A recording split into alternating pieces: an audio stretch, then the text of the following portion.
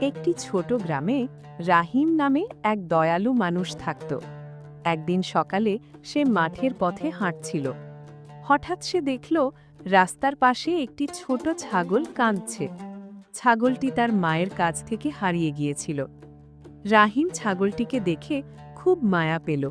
সে ধীরে ধীরে ছাগলটির কাছে গেল এবং বলল, ভয় পেও না ছোট্ট বন্ধু, আমি তোমাকে সাহায্য করব। রাহিম ছাগলটিকে কোলে নিয়ে গ্রাম জুড়ে খুঁজতে লাগল।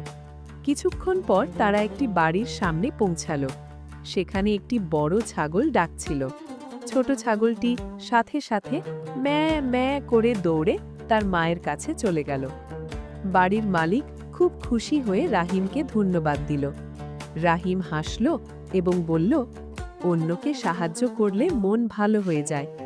সেদিন ছোট ছাগলটি তার মায়ের কাছে ফিরে পেল।